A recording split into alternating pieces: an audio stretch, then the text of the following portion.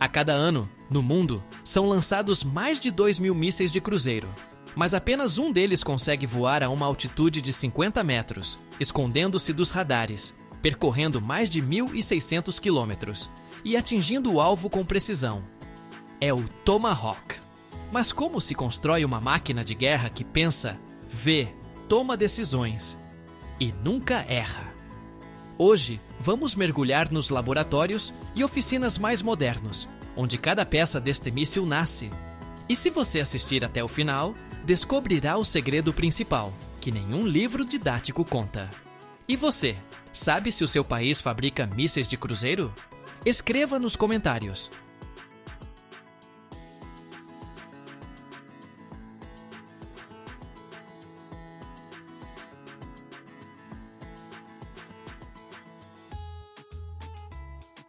O projeto do míssil Tomahawk é uma sinfonia de fórmulas, vetores e cálculos. Os engenheiros não simplesmente desenham uma carcaça. Eles resolvem equações que devem cortar o ar com a precisão de 1 centímetro.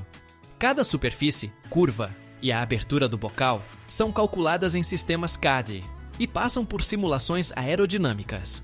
O objetivo é criar um corpo que voará por mais de 1.600 quilômetros, permanecendo quase invisível para os radares e estável a uma altitude de 30 ou 50 metros acima do solo.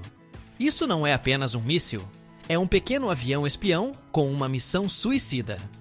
Em simulações digitais, testam-se a força do vento, a resistência a uma velocidade de 880 km por hora e o impacto da chuva, poeira e sal marinho.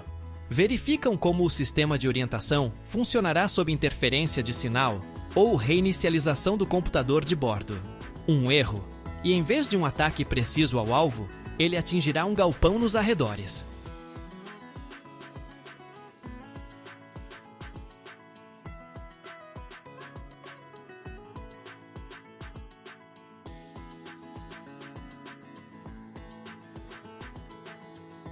As peças da fuselagem, a eletrônica, o recheio, tudo é integrado em quase 6 metros de comprimento e meio metro de diâmetro. É uma verdadeira arte empacotar a morte com tanta sofisticação. Somente após dezenas de testes virtuais e um lançamento virtual, o míssil passa para a fase de produção. Após a etapa de cálculos virtuais, os projetos são transferidos para o mundo real, para fábricas com equipamentos de alta precisão e um clima rigorosamente controlado. Porque aqui não se pode permitir nenhuma rachadura, nem um micron a mais. A fuselagem do míssil, com mais de 5,5 metros de comprimento e um diâmetro de pouco mais de meio metro, é montada a partir de seções feitas de ligas de alumínio de alta qualidade, às vezes com adição de titânio. É um cilindro aerodinamicamente perfeito, que deve suportar sobrecargas, vibrações, variações de temperatura, impactos de ar e, às vezes, explosões próximas. As peças brutas são cortadas com instalações a laser ou a jato de água, com uma tolerância de 1/100º de milímetro. Em seguida, a prensagem. Grandes máquinas hidráulicas dobram o metal como se fosse tecido. A soldagem é realizada em um ambiente de gás inerte, muitas vezes por braços robóticos, para evitar a menor inclusão de oxigênio ou poeira. Tudo isso acontece em boxes separados, onde a temperatura e a umidade são mantidas estáveis. A cada hora, os tecnólogos verificam microfissuras com ultrassom, lixam as junções e aplicam revestimentos anticorrosivos especiais. Até a inscrição Tomahawk na fuselagem é aplicada na fase de montagem, não como um adorno, mas como um marcador de versão, lote e da história do míssil. Para um míssil de cruzeiro, usa-se um motor turbojato compacto, Williams F-107, semelhante ao motor de um pequeno avião, mas adaptado para alta manobrabilidade e erro microscópico. Para montar tal motor, são necessários materiais que suportem temperaturas de até 1000 graus e tecnologias que trabalham em milímetros. As pás da turbina são feitas de ligas de níquel, em uma forma que se parece mais com uma escultura do que com uma peça técnica. Elas são fundidas por um método de fundição de precisão e depois polidas até um brilho espelhado, para não dar ao ar resistência extra. O compressor e a câmara de combustão são um mosaico complexo de dezenas de elementos: anéis, vedações, carcaças. Cada peça é verificada quanto à estanqueidade, pois qualquer microvazamento e o míssil simplesmente não decolará. O bocal é feito de uma liga resistente ao calor, capaz de suportar a temperatura da chama sem deformar.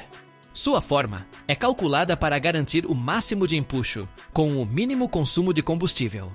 A montagem do motor ocorre em zonas limpas, semelhantes a laboratórios, com trabalhadores em trajes estéreis, temperatura estável e umidade controlada.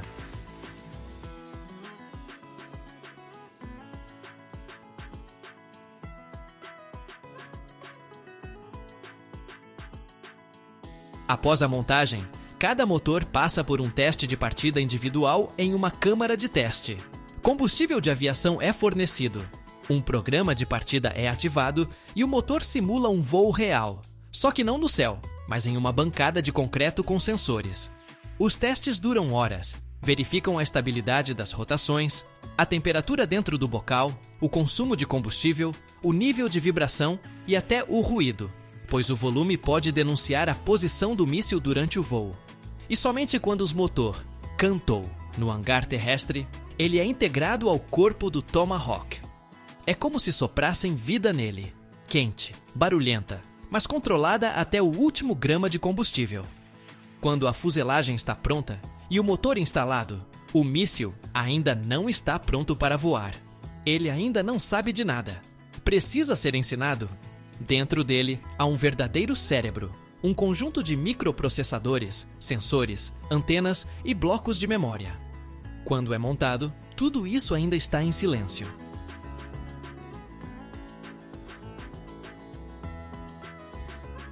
Mas assim que recebe o primeiro sinal de energia, um eu mecânico desperta nele.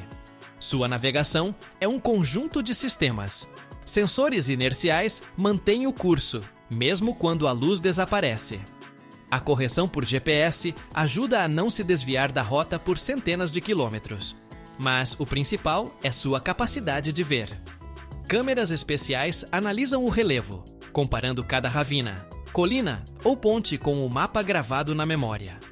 Se abaixo dele há uma floresta, mas deveria haver um campo, ele sabe que algo está errado. Ele toma decisões. O sistema de controle é como um tecido nervoso, flexível, sensível, infalível. Pequenos estabilizadores e lemes são responsáveis por cada inclinação, cada mudança de altitude. Eles não veem a estrada, mas sabem como manter o equilíbrio, como um equilibrista se movendo no escuro, sem uma corda de segurança. E, finalmente, o mais importante. O que transforma o míssil de uma obra de engenharia em uma arma? Sua ogiva. Parece simples, um cilindro escondido na fuselagem. Mas, por dentro, há um explosivo capaz de penetrar concreto, destruir equipamentos, perfurar abrigos. Ela é fabricada separadamente, em condições de esterilidade absoluta. Nenhuma faísca, nenhum elétron livre. Tudo é controlado, frio, calmo. É um trabalho onde erros não são corrigidos. Eles não são permitidos. Antes da montagem final, cada componente passa por uma verificação. Raios-X, testes de vibração, diagnóstico eletrônico. E então, a montagem. Silenciosamente, passo a passo, como se alguém estivesse montando não uma arma, mas um relógio antigo que deve bater apenas uma vez. E quando tudo está conectado, o míssil repousa silenciosamente em seu container. Ele não acende, não pisca, não se faz notar. Ele apenas espera. Seu voo ainda está por vir, mas ele já está pronto.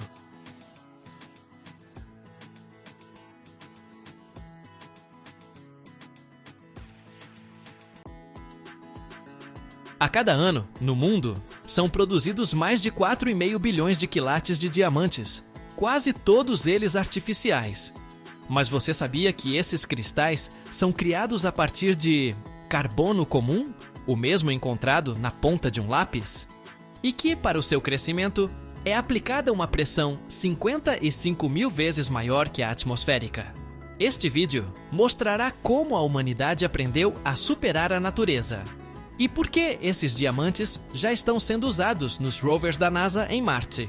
E no final, um segredo que mudará sua percepção sobre o futuro da energia.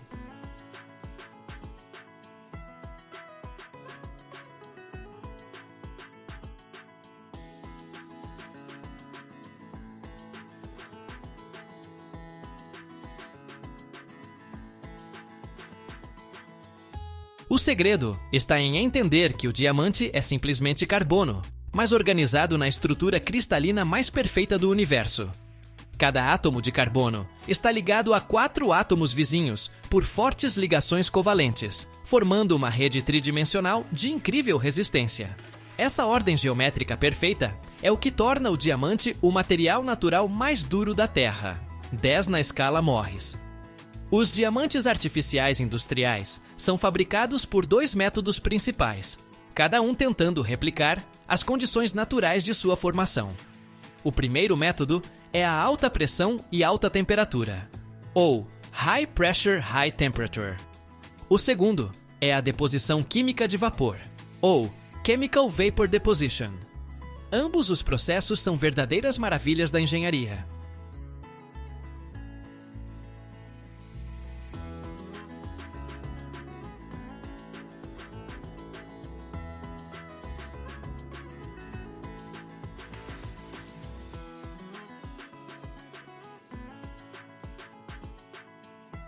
O primeiro método imita as condições das profundezas da Terra.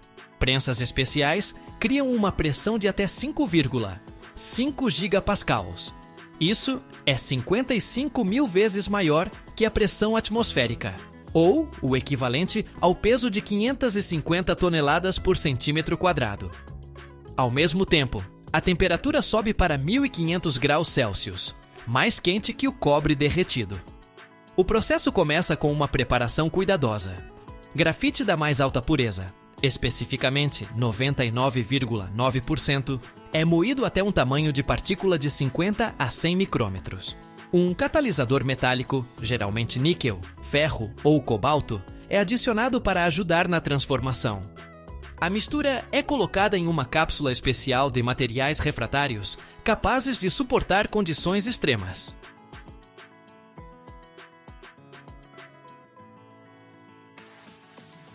A cápsula é instalada em uma prensa do tipo cúbico, uma máquina do tamanho de uma pequena sala, pesando mais de 200 toneladas. 6 pistões comprimem simultaneamente a cápsula de todos os lados, criando uma pressão isostática. A temperatura aumenta gradualmente, pois um aquecimento muito rápido pode destruir o equipamento. Ao atingir os parâmetros críticos, um milagre acontece. Os átomos de carbono começam a se reorganizar da estrutura de grafite para a de diamante. O catalisador metálico atua como um solvente. O grafite se dissolve nele em alta temperatura e depois se cristaliza na forma de diamante ao resfriar. Todo o processo leva de 10 a 40 horas, dependendo do tamanho dos cristais. O segundo método funciona com um princípio diferente, mais parecido com o orvalho em um vidro. Em uma câmara de vácuo, é criado um plasma a partir de uma mistura gasosa de metano e hidrogênio, a uma temperatura de 800 a 1000 graus Celsius. Sob a ação de radiação de micro-ondas, com potência de 5 ou 20 kW, as moléculas de gás se decompõem em átomos individuais.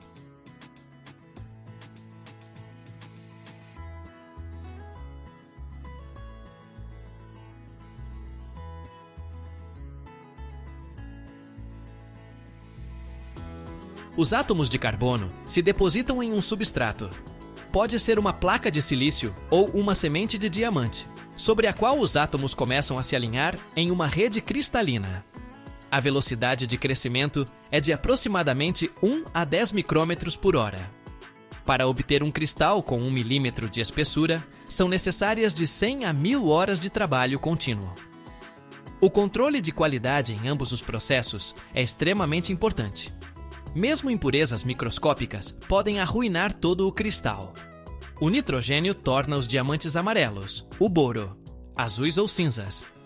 Para fins industriais, é necessária a máxima pureza. Por isso, a atmosfera nas câmaras é controlada com uma precisão de partes por milhão. Os tamanhos dos diamantes industriais variam de nanômetros a centímetros. Os menores, pó de diamante com tamanho de partícula de até 10 micrômetros, são usados para polir óticas e eletrônicos. Cristais médios de 100 ou 500 micrômetros são usados em ferramentas abrasivas. Grandes monocristais, com mais de 5 milímetros, se tornam pastilhas de corte para tornos.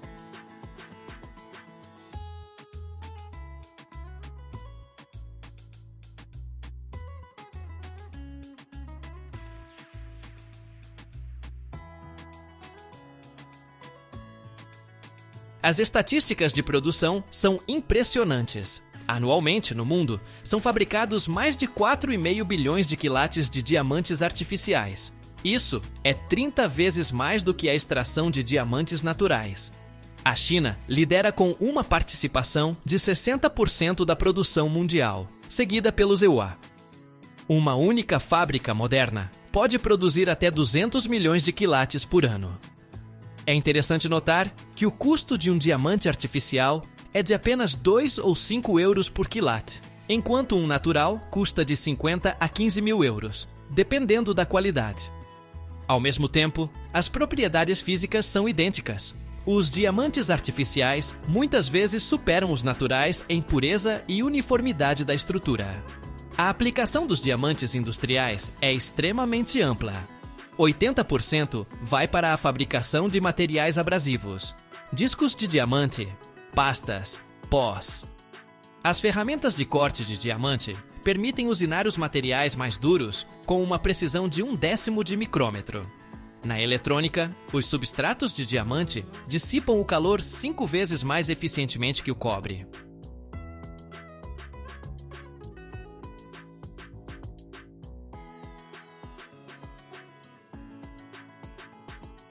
Os diamantes são especialmente valiosos na indústria espacial. Sua resistência à radiação e a temperaturas extremas os torna indispensáveis para a eletrônica de satélites. A NASA usa sensores de diamante nos rovers de Marte, pois eles são capazes de operar em temperaturas de menos 200 a mais 500 graus Celsius. A indústria médica também utiliza ativamente os diamantes artificiais. Os bisturis de diamante são 100 vezes mais afiados que os de aço e não perdem o fio após milhares de operações. O revestimento de diamante em instrumentos cirúrgicos previne infecções e acelera a cicatrização de feridas. O futuro dos diamantes artificiais é ainda mais emocionante. Os cientistas estão trabalhando na criação de microchips de diamante que funcionarão 10 vezes mais rápido que os de silício. As baterias de diamante podem armazenar energia por milhares de anos, e as janelas de diamante das naves espaciais resistirão a impactos de micrometeoritos.